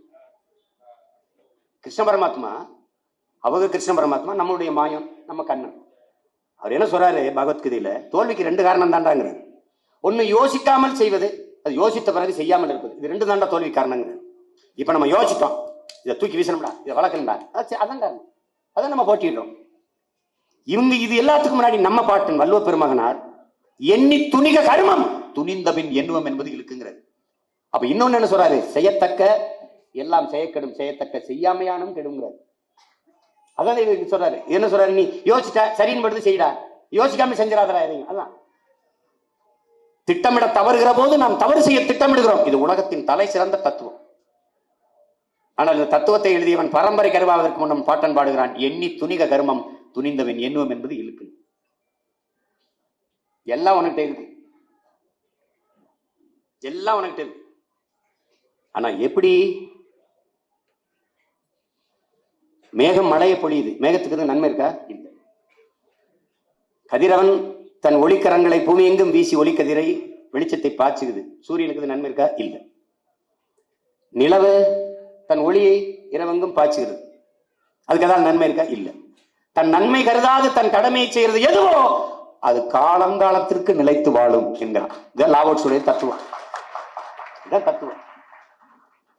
அப்படிதான் நீங்க இருக்கணும். உலகத்தில் உயர்ந்தது எல்லாமே பூமியில் எல்லோருக்கும் சமமாகத்தான் நன்மையை பயக்குங்கிறான். அது எதுன்னா நீர். நீர் ஒன்றுதான் எல்லாவற்றிலும் சமமாக பரவுங்கிறான். ஏழை இவருக்கு மேல தண்ணி கொடுக்கூடாது, இவர் பணக்காரர் இவருக்கு தான் கொடுக்கணும், இவர் உயர்ந்த சாதி இவருக்கு கொடுக்கணும், இவர் தாழ்ந்த சாதி இவர் கொடுக்கூடாது. அது தண்ணீரின் கோட்பாடு அல்ல, அப்படிதான் இருக்கணுங்கிறான். என் பிள்ளைகளுக்கு, என் உடன் பிறந்தார்களுக்கு நான் கற்பிக்க விரும்புவது, எங்கு நீராக இருக்க வேண்டும், எங்கு நாம் நெருப்பாக மாற வேண்டும் என்பதை கற்றுக்கொண்டீர்கள். ஆனால் நம்மை வெல்வதற்கு உலகத்தில் எந்த ஆற்றலும் இல்லை. எங்க நீரா மாறி நம்ம கூட புகுந்து போகணும், எங்க நெருப்பா மாறி எரிக்கணும். அதான் கோட்பாடு. இப்ப இருப்பாய் தமிழா நெருப்பாய், நீ இருந்தது போதும் அடுத்தவர்களுக்கு செருப்பாய் என்று உணர்ச்சி பாவலர் பாடினார் என்றால் அது காரணம் என்ன? நெருப்பு எதனோடு சேருகிறதோ அதை தண்ணி இயல்புக்கு மாற்றும். இதோடு சேர்ந்தா தண்ணி இயல்புக்கு மாற்றும், கட்டையோடு சேர்ந்தா தண்ணி இயல்புக்கு மாற்றும், இரும்போடு சேர்ந்தா தண்ணி இயல்புக்கு மாற்றும், எதோடு சேர்ந்தாலும் தண்ணி இயல்புக்கு மாற்றும். அதனால நெருப்பாய் இருந்தா நீ ஒரு வண்டி நிறைய குப்பை, வண்டி நிறைய குப்பை, அந்த குப்பையை கொடுக்கறதுக்கு யாராவது வண்டி நிறைய நெருப்படுத்திட்டு போய் நீங்க பார்த்தது உண்டா?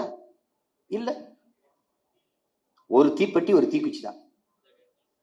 ஒரு தீப்பெட்டி ஒரு தீக்குச்சி ஒரு வண்டி குப்பையை கொளுத்தி விடுமானால் எத்தனை ஆயிரம் தீக்குச்சிகள் எனக்கு இருக்கிறீர்கள், பத்தி எரிய விடுங்கள், பரவட்டும் புரட்சி தீ இந்த நிலத்தில். அவ்வளவுதான், அவ்வளவுதான்.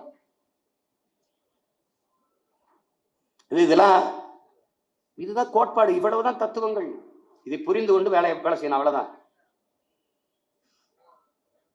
இது நம்மளால ஆகிறதா அப்படிலாம் உலகத்தில் நினைச்சிருந்தா ஒண்ணும் கிடையாது.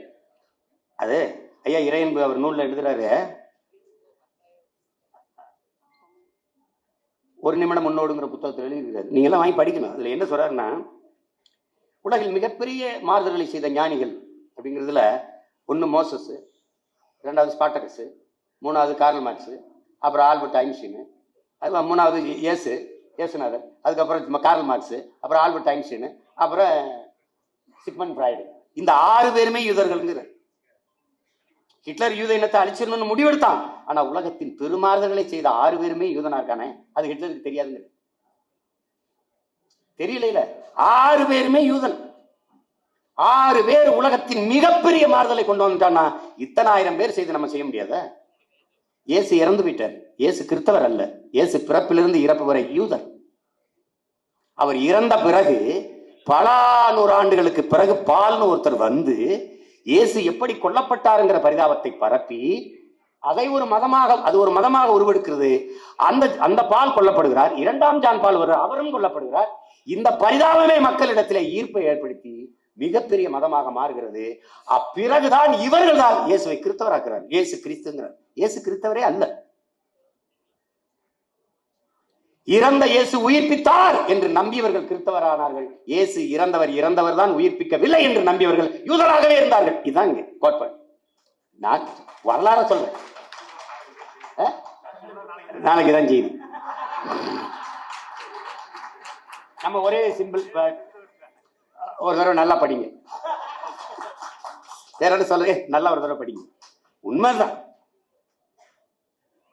படிக்கும்போது புத்தகம் இருக்கு, யூத வரலாறு. அதை நீங்க படிக்கும்போது ஆபிரகாமுக்கு 2 மனைவிகள். கிறிஸ்தவத்தில் ஆபிரகாம், இஸ்லாத்துல இப்ராஹிம். அந்த ஆபிரகாம் வந்து ஆறாள் சாராள்னு 2 மனைவிகள். ஆறாள் முதல் மனைவி. 75 வயதாயிருது ஆபிரகாமுக்கு, குழந்தை இல்லை. அப்ப 100-150 வருஷமெல்லாம் வாழ்ந்துருக்காங்க, குழந்தை இல்லை. அப்ப வீட்டுல வேலை செய்த சாரால 2ஆம் மனம் பண்ணி அவர் குழந்தை பிறந்து, அவன் தான் இஸ்மாயில். அப்புறம் முதல் மனைவி ஆறாளும் கற்பம் முட்டுறான், அவளுக்கு ஒரு மகன் பிறகுறான். இந்த முதல் மனைவி மகன் கிறிஸ்தவன், 2ஆம் மனைவி சாராள் மனைவி இஸ்லாம். 2 பேருக்கு தான் சண்டை உலகம் பூரா. இதான் பிரச்சனை.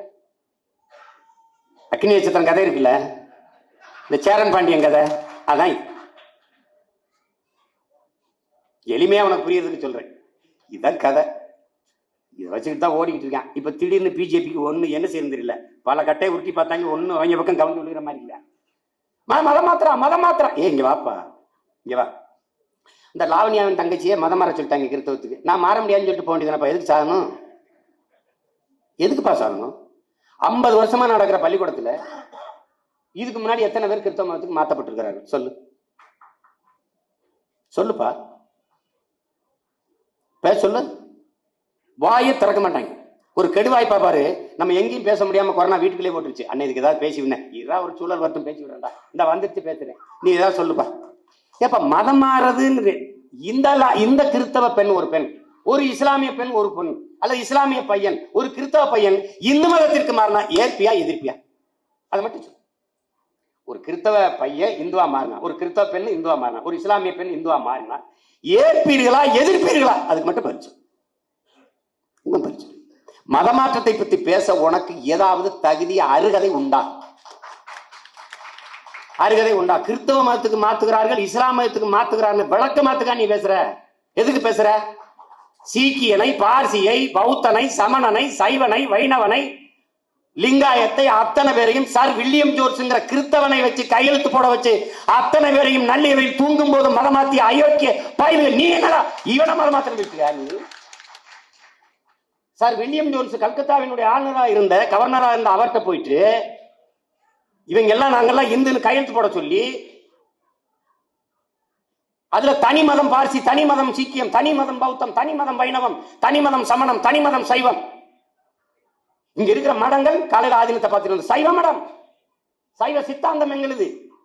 ஒரே கையெழுத்துல வெள்ளக்கார கிறிஸ்தவன் போட்ட கையெழுத்துல மதம் மாத்துறது எவன்? இப்ப உங்களை என்ன செய்யறது? இது என்ன கொடுமையா இருக்கு? நீங்க என்னதான் விருந்த வச்சு இலையில வச்சாலும் எனக்கு பிடிக்கலன்னா வேணாம்னு எந்திரிச்சு போண்டிதானே. அதுக்கே விஷத்தை சாப்பிடணும்? சோறை சாப்பிட முடியாதுன்னு போயிட்டு கோச்சுக்கிட்டு விஷத்தை ஏன் சாப்பிடணுங்கிற என்ன? மதம் மாற சொன்னா முடியாதுங்க அப்படின்னு போக வேண்டியதானே, மாட்டேன்னு சொல்ல வேண்டியதானே. இது ஒரு அரசியலா? ஆழ்ந்து கவனிங்க. உங்க மணலை அள்ளி தின்ட்டான். உங்க மணலை உங்களால உருவாக்க முடியுமா? மணலை அரை எங்கலம் மணல் உருவாக 100 ஆண்டுகள் ஆகும். இது ஆய்வு சொல்லுது. 32 ஆறுகள் அத்தனையும் மரணித்து விட்டது. ஏன்னா மண் அள்ளியாச்சு. மனித உடலுக்கு தோல், ஆற்றுக்கு மணல். தோலை செதுக்கி விட்டால், சீத்து விட்டால் நான் செத்து போவேன். அதுபோல ஆறு செத்து போய்விட்டது. ஆறு செத்து போய்விட்டது எப்படி? ஆற்று கரையில இருக்கிற பனையும் தன்னையும் பாக்கு மரம் செத்து போச்சு. நீர் இல்லை, ஆறு செத்துருச்சு. இப்ப ஆறுக்கு நீர் எங்கிருந்து வந்தது? அருவி. அருவி எங்கிருந்து வந்தது? மலை.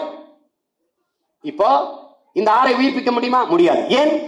ஆறு உருவாகி வந்த அருவியை உருவாக்கின அந்த மலையிலே நொறுக்கி எம் சாண்ட் மலை மணல் வித்துக் கொண்டிருக்கிறார்கள். மலை தகர்க்கப்படுது. ஒரு நாட்டின் மலை வளத்தை தீர்மானிப்பதே அந்த நாட்டில் இருக்கிற மலைகளின் வளம்தான்.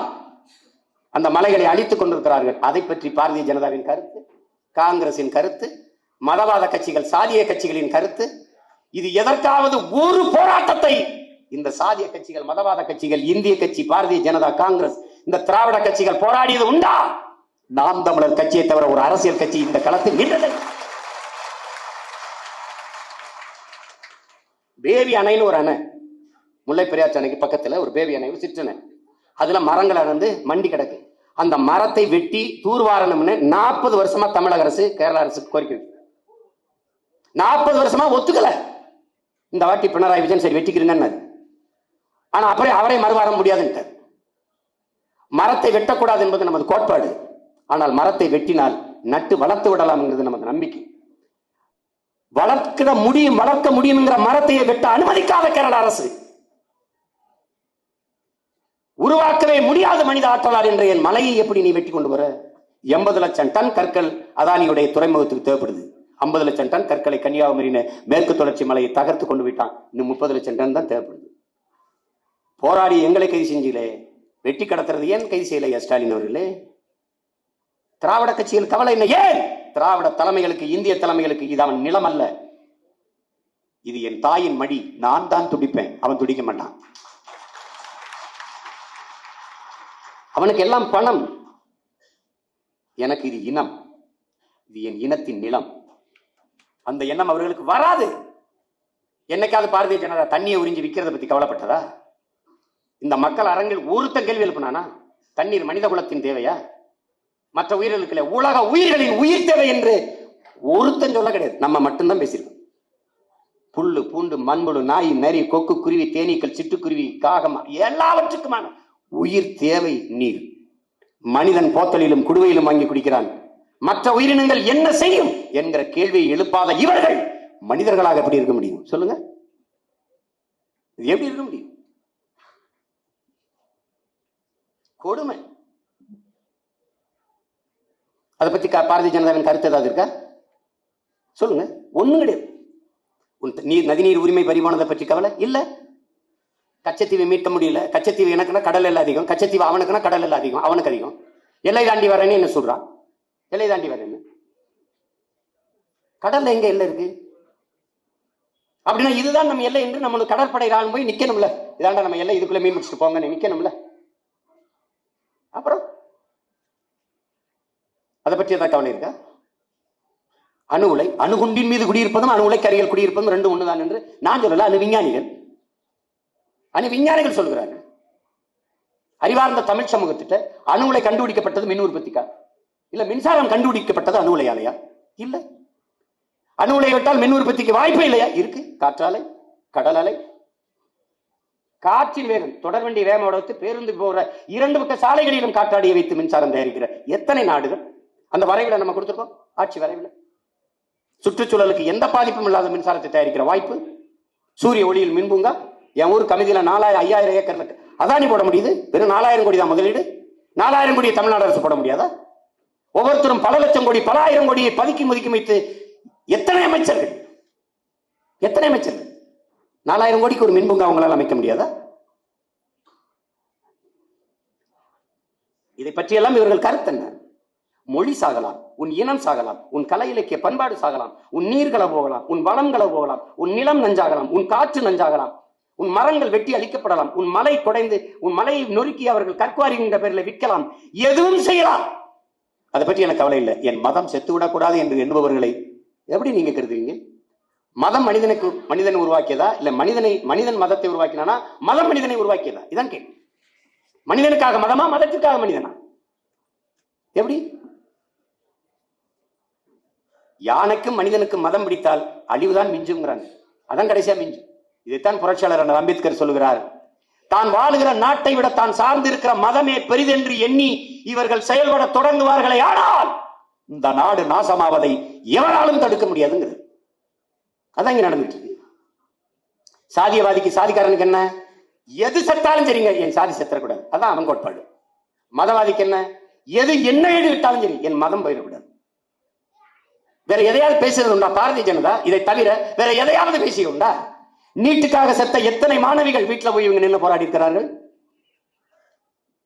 அந்த பொண்ணு சொல்லுது என்னை மதமாறவே சொல்லலன்ட்டு. ஆனால் மதமாற சொல்லிவிட்டார்கள் என்று அதை ஒரு போராட்டம் எடுத்துக்கிட்டு அதுக்கு வீதியில் என்ன? எதற்காகவாது பாரதிய ஜனதா மக்களின் பிரச்சனைக்கு தண்ணீர் இல்லை என்று தெருவில் குடத்தை வைத்துக் கொண்டு நிற்கும் போது வீதியில் என்று போராடியது உண்டா? ராஜ்கிரண் இறந்து போனானே மீனவன், இப்போதைக்கு சுடப்பட்டு புதுக்கோட்டையில், அதற்கு குரல் எழுப்பியது உண்டா? 400க்கும் மேற்பட்ட விவசாயிகள் தற்கொலை பண்ணி செத்தார்களே, அதுக்கு ஏதாவது கண்ணீர் வெடித்ததுண்டா? கவலை தெரிவித்தது உண்டா? ஒண்ணுமே கிடையாது.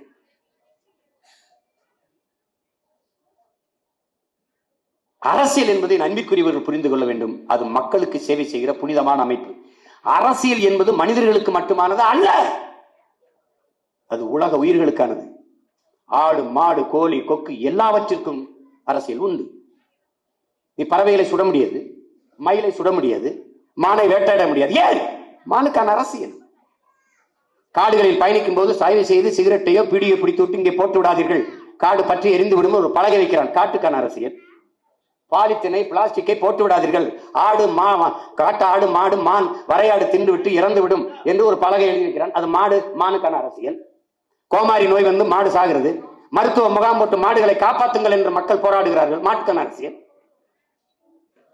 பருத்தி கொட்ட புண்ணாக்கு விலை ஏறி விடுகிறது, விலையை குறைங்கள் என்று விவசாயிகள் போராடுகிறார்கள், மாட்டுக்கான அரசியல். அப்ப அனைத்துக்குமான அரசியலில் மனிதனுக்கு மட்டுமேயான உணவு, சாதி, மதம், கடவுள், உணர்ச்சி, எல்லா உயிர்களுக்குமான அரசியலில் மனிதனுக்கு மட்டுமேயான இந்த அற்ப உணர்ச்சி கலக்கப்படும் போதுதான் அரசியல் அநாகரிகமான ஒன்றாக மாறிவிடுகிறது, ஆபத்தான ஒன்றாக வடிவெடுக்கிறது. அதை புரிஞ்சுக்கணும். அதனாலதான் நம்ம வெறுக்கிறோம். மதம்ங்கிறது வழிபாடு, போய் வழிபடு. நம்ம கோட்பாடு ஒன்றுதான், என் உடன் பிறந்தார்களே, உன் மதம் சிறந்தது வழிபடு, என் மதமும் சிறந்தது வழிவிடு. இவ்வளவுதான் எங்க கோட்பாடு.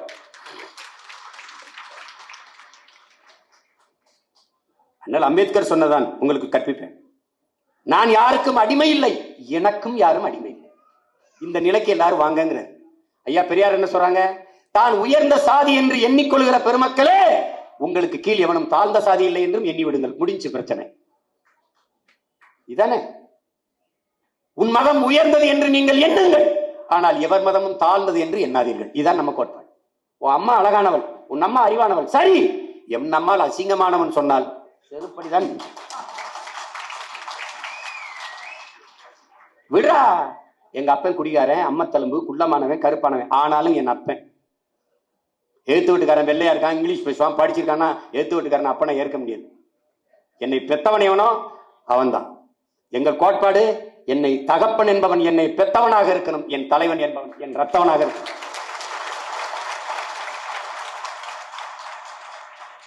என் மொழி புரியாதவன் எனக்கு இறைவனாக இருக்க முடியாது, என் வழி உணராதவன் எனக்கு தலைவனாக இருக்க முடியாது. இதான் எங்க கோட்பாடு. என்னை அடிச்சா வலிக்குமா? அவனுக்கு வலிச்சது. இப்ப இங்க யாருக்காவது அடிச்சா வலிக்குமா? எங்களுக்கு வலிக்கும். இஸ்லாமியர் அடிச்சா கிறிஸ்தவருக்கு வலிக்காது, கிறிஸ்தவர் அடிச்சா இந்துக்கு வலிக்காது, இந்த 2 பேர் அடிச்சா இந்து அடிச்சா இவங்க 2 பேருக்கு வலிக்காது, ஆனா இவங்க 3 பேர் அடிச்சா எங்களுக்கு வலிக்கும். இதுல எவர் அடிச்சாலும் எங்களுக்கு. பறையர் அடிச்சா பல்லருக்கு வலிக்காது, பல்லர் அடிச்சா நாடாருக்கு வலிக்காது, நாடார் அடிச்சா செட்டியாருக்கு வலிக்காது, செட்டியார் அடிச்சா கோனாருக்கு வலி. இதுல எவர் அடிச்சாலும் எங்களுக்கு. ஏன்?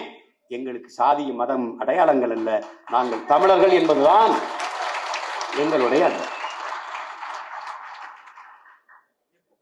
இந்த உணர்வு எழுச்சியால் தான் நாம் ஒன்று தண்டு நிற்கிறோம். இந்த அரங்குக்குள் இருக்கிற நீங்கள் குறிப்பிட்ட சாதி குறிப்பிட்ட மதமா வெளியில பண்ணா 5 பேர் 10 பேர் போவீங்க. தமிழர்களா எந்திரிச்சு போனீங்கன்னா மொத்த பேரும் போவீங்க. அதுதான் இங்க இருக்கு.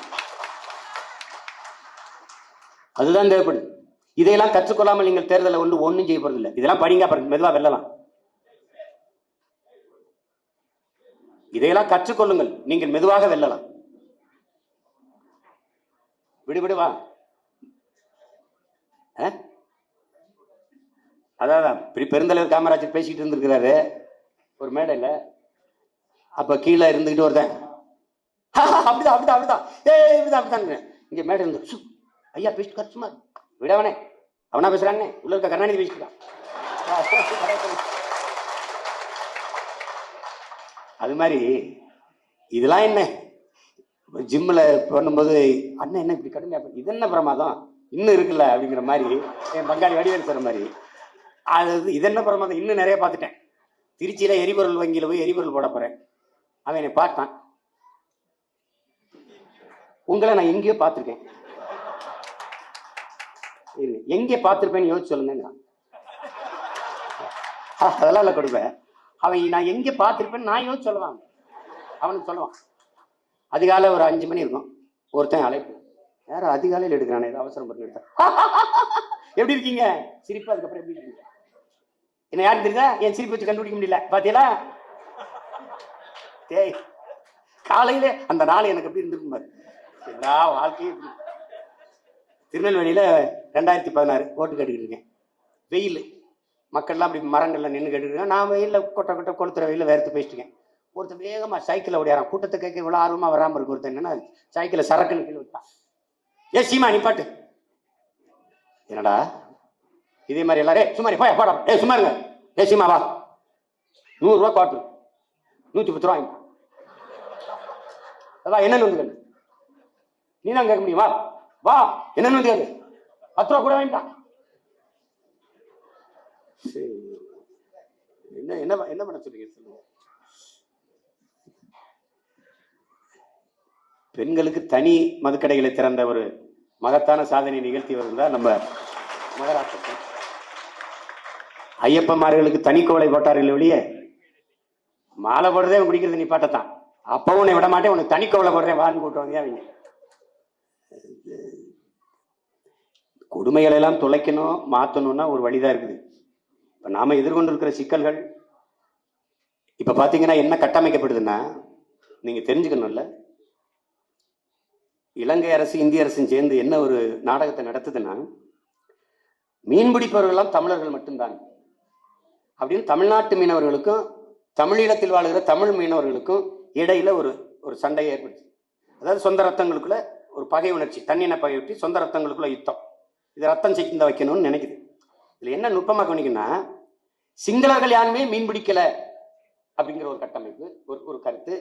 தமிழர்கள் மட்டும்தான் மீன் பிடிக்கிறாங்க, அதுல எல்லை தாண்டி வந்து மீன் பிடிப்பதால இங்க இருக்கிற தமிழர்கள் தான் பாதிப்படைகிறார்கள் அப்படின்னு அவர்களை போராடுறது. இப்ப எல்லை தாண்டி நம்ம போறோம், அப்ப கேரளாவில இருந்து மீன் பிடிக்க போறவர்கள் சிங்கள கடல் எல்லைக்குள், அதுக்கு இலங்கை கடல் எல்லைக்குள் போறாங்களா, எல்லை தாண்டி போறாங்கன்னா போறாங்க.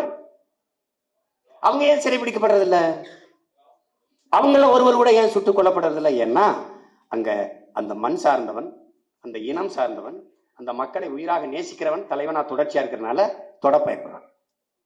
இங்க நம்ம நாதியற்றவர்கள்னால, நம் ரத்தம் சார்ந்தவன் இனம் சார்ந்தவன் ஆளாததுனால, தகப்பன் இல்லாத வீடு எப்படி தட்டுக்கட்டு நிற்குமோ அப்படி தலைவன் இல்லாத நாடு மக்களும் தட்டுக்கட்டு நிற்பார்கள். அதுதான் இங்க நடக்குது. பேசுறதே இல்லை இவர்கள், அதை பத்தி பேச மாட்டாங்க. அதனால துணிஞ்சு அவன் தோடுறான், நம்மளை சொல்றான். இப்ப என்ன நடக்குதுன்னா, நம்ம பிள்ளைங்க மீன் பிடிக்க போறாங்க படகுல, 2 பேரு வலைக்குள்ள அப்படி மூழ்கி இருந்த நேரத்துல தெரியாம விபத்தாயிரு. அது ஆழமா பார்த்தா சிங்களர்களே கொன்னுட்டு பழிய நம்ம ஆளுங்க மேல போட்டான். அதான் நடந்தது. ஆனா போராட்டத்தை எப்படி தூண்டி விடுறான்னா, அங்க இருக்கிற நம்ம இன சொந்தங்களை இங்க இருக்கிற நம்ம மீனவர்களுக்கு எதிராக தொடர்ச்சியா போராட விட்டு ஒரு இனப்பகையை ஒரு இனத்துக்குள்ள மூட்டி விடு, சொந்த இன ரத்தங்களுக்குள்ள பகையை மூட்டி விடுறான். இதை பேசு என்று பல பேர் சொல்லிட்டாங்க. நான் அறிக்கையா பேசினேன். இப்ப அமெரிக்க தமிழ்ச்சங்கத்தோட பேசி அனுப்பினேன். அது என்னன்னா, ஈழத்தில் வாழ்கிற இன சொந்தங்கள் இதை புரிஞ்சுக்கணும். நம்மளுக்குள்ள பகை உணர்ச்சியை வளர்த்துக்கொண்டு நாம் பிரிந்து பிளந்து நிற்பது என்பது நம் எதிரிக்குத்தான் மகிழ்ச்சியாகவும் பலமாகவும் இருக்குமே ஒழிய இது எந்த வழியும் நமக்கு வராது. இது விபத்து, திட்டமிட்டு படுகொலை செய்யப்பட்டதல்ல, எதிர்பாராம நடந்த விபத்து. அதுக்காக நாங்கள் எல்லோரும் வருந்துகிறோம். இனி வரும் காலங்களில் இது போன்ற நிகழ்வுகள் நடக்காமல் இருக்க நாம் கவனமாக இருப்போம், பாதுகாப்பாக இருக்கணுங்கிறதா என்னுடைய விருப்பம். அதனால நமக்குள்ள இந்த பகை உணர்ச்சியை வளர்த்து கொண்டு இந்த வன்மத்தை வளர்த்து கொண்டு போவது சரியா இருக்காது. அதனால் இதை கைவிட்டு விட்டு, இதை மறந்து விட்டு, இனி வரும் காலங்களில் எல்லோரும் இணைந்து, அதாவது நிலப்பரப்பு, பிரதேச எல்லைகள், தூர தேசங்கள் பிளந்து பிரிக்காமல் நாம் எல்லோரும் தமிழர்கள் என்கிற உணர்வோடு ஒன்றிணைந்து எழும்போதுதான் நமது விடுதலை கனவு, உரிமை மீட்பு, பாதுகாப்பான எதிர்கால நல்வாழ்வு சாத்தியப்படும் என்பதை நீங்கள் விளங்கிக் கொள்ளும். அதை புரிந்து கொண்டு எனது அன்பு உறவுகள், எனது ஈழ தாயகத்தில் வாழ்கிற எனது இன சொந்தங்கள் இதை உணர்ந்து புரிந்து கொள்வீர்கள் என்ற நோக்கோடு இதை பதிவு செய்கிறேன். அந்த உரிமையும் அந்த உறவும் எனக்கு இருக்கிறது என்பதால் நான் இதை பதிவு செய்கிறேன். பிறகு போட்டியிடுகிற என் அன்பிற்குரியவர்களுக்கு சொல்லுவேன், துணிந்து களத்தில் நில்லுங்கள். ஒரு வாரம் தான், அதிகபட்சம் போனால் 10 நாள். 17ஆம் தேதியோட பரப்புரை முடியுது என்று நினைக்கிறேன். தொடர்ந்து களத்தில் நில்லுங்கள். வெயில் நேரங்களில் கொஞ்சம் ஓய்வு எடுத்துக் கொள்ளுங்கள். காலையில் அதிகாலையில் பயணம் செய்யுங்கள். 11 மணிக்கு மேலே மறுபடியும் 3-4 மணிக்கு மேலே பணி செய்யுங்கள். தேர்தல் ஆணையம் 8 மணி நேரம், 8 மணிக்கு முடிக்கணுமா 8 மணிக்கு முடிச்சிருங்க. அந்த விதியை கடைபிடித்து சரியாக பணியாற்றுங்கள். வெல்வது வீழ்வது, தோற்பது ஜெயிப்பது மறந்துடுங்க. அதை மறந்துடுங்க. நீங்க பிறந்துட்டீங்க இனத்தில், செய்ய வேண்டிய கடமையை செய்ய வந்துட்டீங்க, செய்யுங்க செய்யுங்க. உங்களுக்கு ஒன்று சொல்றேன். சீனத்தில் ஒரு விவசாயி மூங்கிலை விதைக்கிறான். மூங்கிலை விதைக்கிறான். உண்மையில் நடந்தது, கதை இல்லை. அந்த மூங்கில் முளைக்கவே இல்லை, அவன் சலிக்கவே இல்லை, சளைக்கவும் இல்லை. தினம் கொண்டி தண்ணியை ஊற்றுறான். இன்னும் ஒரு தோட்டம் முழுக்க ஊற்றுறான். அப்புறம் 1 வருஷம் முளைக்கல, 2 ஆண்டுகள் முளைக்கல, 3 ஆண்டுகள் முளைக்கல, 4 ஆண்டுகள் முளைக்கல, 5 ஆண்டுகள் முளைக்கல. ஆனாலும் அந்த வேளாண்குடி மகன் சளைக்கல, தண்ணி ஊத்திட்டே இருக்கான். அவன் நம்பிக்கையை மட்டும் நீங்க யோசிச்சு பாருங்க. ஒருத்தர் எப்படி இருப்பாங்க. சரியாக 9வது ஆண்டில் ஒரு நாள் தண்ணி எடுத்துட்டு வரும்போது முளைச்சிருச்சு. 9 ஆண்டு, 9 வருஷத்தில் வளர வேண்டிய அந்த அந்த மூங்கிலின் உயரத்தை 6 மாசத்தில் அந்த மூங்கில் வளர்ந்து நின்றுச்சு. அதனால நீங்க விதைகள், நான் தொடர்ந்து தண்ணி ஊத்திக்கிட்டே இருக்கேன். ஒரு நாள் படக்கென்று முளைச்சிருவீங்க. ஒரு வயலும் கொடுத்துருவீங்க. அதான் நடக்கும். அதனால இதெல்லாம் சாத்தியமா என்கிற எண்ணத்தை கைவிடுங்க. எது ஒன்றும் சாத்தியத்திலிருந்து பிறப்பதே இல்லை, தேவையிலிருந்து தான் பிறக்கிறது. அதனாலதான் demand is the mother of invention. தேவையே கண்டுபிடிப்பின் தாய் என்கிறான். வெறுங்காலம் நடந்த சுட்டுச்சு, கல்லு முள்ளும் குத்திச்சு, செருப்பு தேவை, கண்டுபிடிச்சிட்டான். வேகமா போகணும்னு நினைச்சான், மிதிவண்டி வந்துச்சு, உந்துருளி வந்துச்சு, கார் வந்துச்சு, விமானம் வந்துச்சு. அதானே, அதுதான் தேவைதான் படைக்குது. அப்படிதான் நீங்க பார்க்கணும். இது தேவையா தேவையில்லையா பார்க்கணும். சாத்தியமா சாத்தியம் இல்லையா?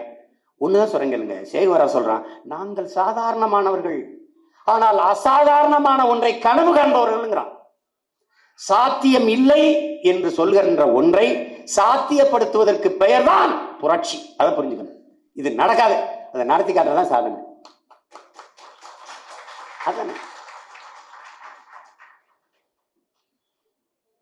அதனால தொடர்ச்சியா களத்தில் நில்லுங்க. மற்றவர்களுக்கு நிறுத்த வேட்பாளர் இல்லை, நமக்கு நிறுத்துற வேட்பாளருக்கு கட்டுத்தொகை கட்ட காசு இல்லை. இதான் யதார்த்த சிக்கல்.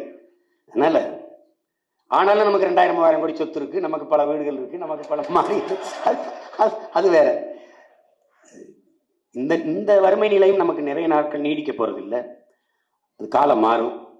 நம்ம வளர்கிறோம், வெல்ல போகிறோம்னா நமக்கு கொடையா கொடுக்கறதுக்கு தமிழின உணர்வாளர்கள், தாளாளர்கள் பல பேர் வருவார்கள். இன்னைக்கு வர தயக்கம். சீமானுக்கும் அந்த அபியலுக்கும் காசு கொடுத்துட்டா அரசு ஏதாவது நடவடிக்கை எடுக்குமோ, ஏதாவது பிரச்சனை பண்ணுவாங்களோ, அது இருக்கும், அவங்களுக்கு தயக்கம் இருக்கும். அதனால தலைவர் நமக்கு கற்பித்ததை கவனத்தில் வைத்துக் கொள்ளுங்கள். இந்த கப்பல் கரை சேர்ந்து விடும் என்ற நம்பிக்கையை மக்களுக்கு கொடுத்து விட்டால் எல்லோரும் தானாக வந்து ஏறி விடுவார்கள்.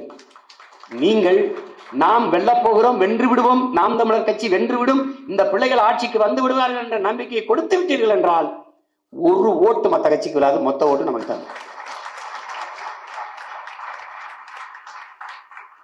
30 லட்சத்தை 90 லட்சமா மாத்த எவ்வளவு காலம் ஆயிரும்?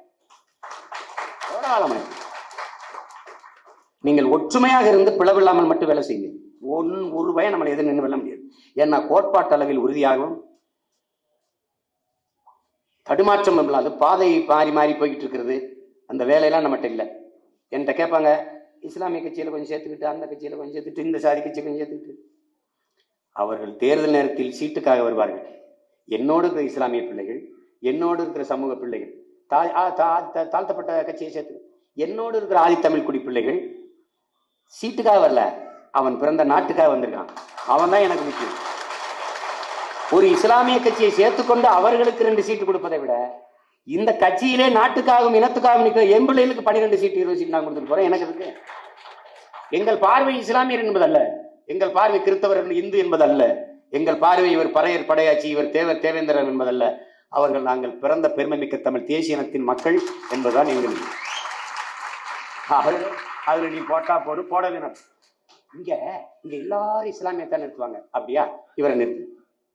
இங்க எல்லாரும் இந்துக்கள் அப்படியா, இவர் இஸ்லாமிய தம்பி நிறுத்து. இங்க எல்லாருக்கும் நாடார் தொகுதி போடு, பறையற போடு, போட்டேன் 25,000 ஓட்டு ராதாபுரத்துல போட்டேன். இது நாடார் தொகுதி. நாங்கூர் மரவர போடு, அங்க 22,000 ஓட்டு. தம்பி சாதி பார்த்து ஓட்டு போடுறேன், ஏன் ஜாதி இல்ல தம்பி, ஏன் ஜாதி தமிழ் சாதி. சாதி பார்த்து ஓட்டு போடுறது ஏன் ஜாதி கிடையாது. மொழி இனம் என்றால் என்னோடு வா, சாதி மதம் என்றால் எவனோடும் போ. எனக்கு அதை பத்தி கவலை கிடையாது. ஏன்னா சாதிக்கு கட்சி இல்லாத ஆள் கிடையாது, மதத்துக்கு கட்சி இல்லாத இங்க எவனும் இல்லை. மதம் வேணுமா போ, சாதி வேணுமா போ. மொழியும் இனமும் உன் பெருமை மிக்க வரலாறும் உன் பண்பாடும் கலையும் கலாச்சாரமும் உன் மெய்யல் கோட்பாடும் வேணுமா, உன் நிலம் வேணுமா, வளம் வேணுமா, உன் சந்ததியின் பாதுகாப்பாக எதிர்காலத்தில் வாழ வேணுமா, என்னோட வா, இல்ல எவனோட போ. இப்போதைக்கு திமுக மார்க்கெட் இருக்கு போ, அங்க போய் இருந்து சம்பாரிச்சு அண்ணனுக்கு கப்பம் கட்டு. இந்த தேர்தல் நேரத்துல அண்ணே ஒரு 10 பேருக்கு கட்டுத்தோ கட்டி விட, கட்டி விட, கட்டி விட, அதே செய். இல்ல ஒண்ணு முடியாது, நீ அதை பொழைச்சுப்போ. முதல்ல சந்திக்கும் போது ஒரு மாலை போடுறாங்க, துண்டு போடுறாங்கல்ல, அதோட சரி. அப்புறம் செத்தாத்தான் வருவாங்க, அதுக்கப்புறம் பார்க்க முடியாது. நாங்கள் நாம் தமிழர்னு ஒரு கட்சி நடத்தல, நாம் தமிழர்னு அரசியல் பெரும் குடும்பம் நடத்துறோம். அதுல இருக்கிறவங்க போறவன் போ, எங்களுக்கு ஒன்றும் கவலை இல்லை. எனக்கு ஒன்றும் இல்லை. எங்க அண்ணன் என்கிட்ட சொன்னது அதெல்லாம் நினைவில் இருக்கு. நம்ம இனத்துக்கென்று ஒரு வரலாறு இல்லை, இலக்கிய சான்றுகள் தான் உண்டு. ஆனால் ஒரு இனம் தன் விடுதலைக்காக போராடி செத்தது என்ற வரலாறாவது நமக்கு வரட்டும் என்று சொன்னார். அது எங்கள் தலைவன் எழுதினது. ஆனா நான் என்ன நினைப்பேன், பிறந்துட்டோம், நம்ம இந்த இனத்துல பிறந்துட்டோம், விட்டுட்டு போக முடியாது. ஒரு காலத்துல இந்த பிள்ளைகள்லாம் சின்ன சின்ன பிள்ளைகள்லாம் வளர்ந்து வரும்போது எங்க மாமன், என் பெரிய பையன், சித்தப்பேன் தொண்டை தண்ணிகளே நெஞ்சு வெடிக்க கத்திட்டு செத்தாயா, போராடினாயா, ஒருத்தன்மை பேசலைன்னு இல்லை. ஈழ விடுதலைக்கு ஆதரவு கேட்டு தந்தை செல்வா வரும்போது இங்க இருக்கிற எந்த தலைவரும் ஆதரிக்கிறார். ஐயா பெரியார் கூட நானே ஒரு அடிமை, நான் எப்படி உங்களை ஆதரிக்கிறேன்ட்டார்.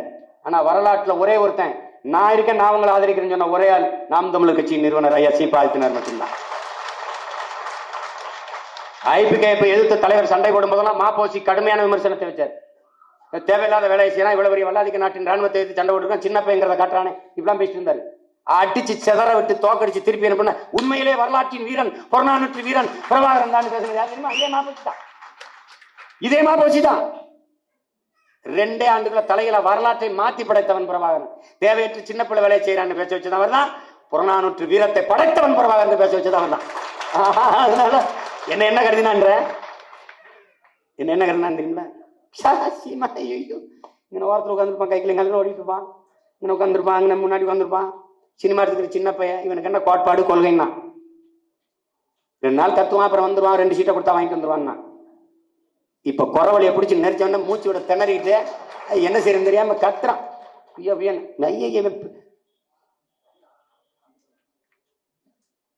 ஒண்ணுமே கிடையாது, எதை பத்தியும் பயப்படக்கூடாது. நல்ல நோக்கத்தை கொண்டு அதுவே உன்னை வழி நடத்திருங்கிறான். மணிரத்னம் ஒரு இயக்குனர் இருக்காருல்ல, டைரக்டர். நல்ல திரைக்கதை அதுவே டைரக்ஷன் பண்ணிருங்கிறது, நல்ல ஸ்கிரீன் பிளே அதுவே டைரக்ஷன் பண்ணிருங்கிறது, நல்ல நோக்கம் அதுவே உன்னை வழி நடத்திருங்கிறது. நீ உயர்ந்த நோக்கத்தை கொண்டு இருக்கிறாய், நானே தேவைப்பட மாட்டேன், அது உன்னை வழி நடத்தி. லாவோட்ஸ் என்ன சொல்றான், சீன ஞானி, மக்கள்கிட்ட போடா, மக்கள்கிட்ட போய் படிடா, மக்கள்கிட்ட கற்றுக்கடா, மக்கள்கிட்ட என்ன இருக்கோ அதை வச்சு உருவாக்கடா, அவனை போராட வச்சு வெல்ல விடா, ஆனால் நாங்களே வென்றோம் என்று மக்களை சொல்ல விடாங்க. இவர் தாங்க எங்களை வெல்ல வச்சாரு, இவர் தான் இங்க வழி நடத்தார். தலைவன் தேவைப்படாத ஒரு சமூகத்தை படைப்பதா ஆக சிறந்த சமூகம்.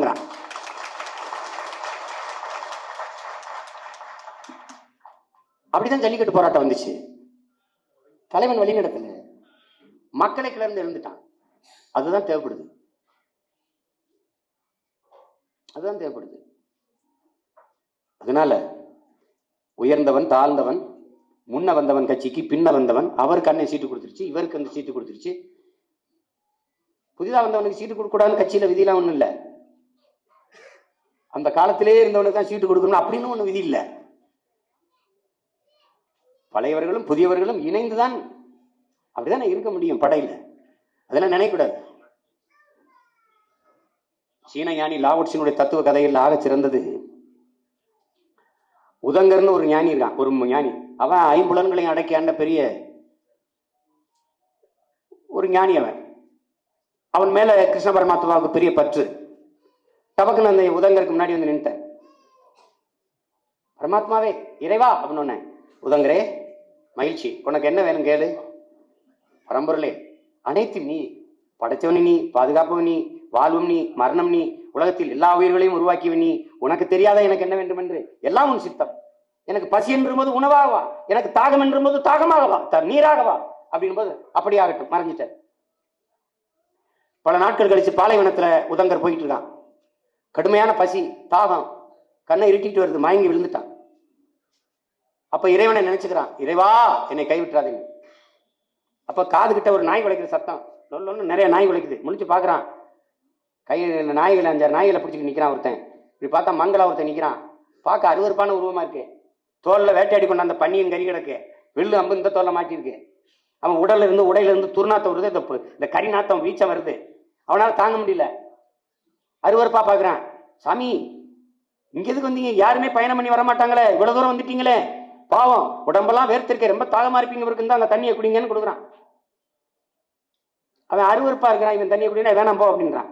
குடிங்க சாமி, நல்லா இருப்பீங்க சாமி, ரொம்ப மயங்கி கிடக்குறீங்க சாமி, குடிங்க சாமி, யோசிக்காதீங்க சாமி, இந்தாங்க சாமி அப்படின்னு. குடிக்க மாட்டேங்கிறான். சாமி தயவு செய்து குடிங்க சாமி, சீ போடா உன் தண்ணி வேணாம்ன்ற, தப்புன்னு காணாம போயிடறான். பயந்துறான் உதங்கர் முனி. ஞானி என்ன செய்ய, ஆகா காணாம போயிட்டானே, இது இறைவனுடைய விளையாட்டத்தான் இருக்கும், தப்பு பண்ணிட்டோமோ அப்படின்னு. இறைவா நான் தவறு பண்ணிட்டேன் அப்படின்னு வந்துடுறாரு கிருஷ்ண பரமாத்மா. என்ன உதங்கர், நான் இந்திரன்ட்ட போய் உனக்கு அமிர்தம் கொடுக்க சொல்லி சொன்னேன், இந்திரன் மறுத்துட்டான். மனிதர்களுக்கு அமிர்தம் கொடுக்கறது விதியில இல்லைன்ட்டான்.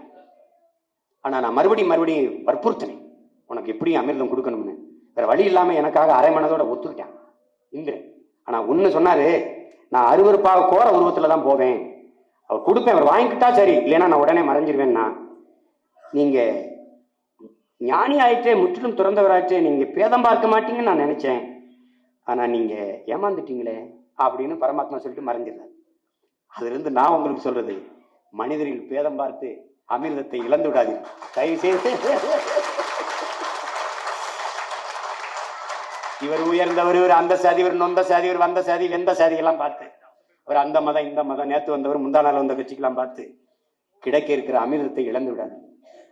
அந்த அமிர்தம் தான் நமது வெற்றி என்பதை புரிந்து கொண்டு கடுமையாக உழைத்து வெற்றி அடையுங்கள். எப்படி பார்த்தாலும் வெற்றிக்கு ஒரே வழிதான் இருக்கிறது. இதான் உலக கோட்பாடு, உழைப்பு. தொடர்ந்து சிந்துங்கள், உங்கள் வேர்வையும் தேனாகும். நீங்கள் தொடர்ந்து சிந்துங்கள், உங்கள் வேர்வை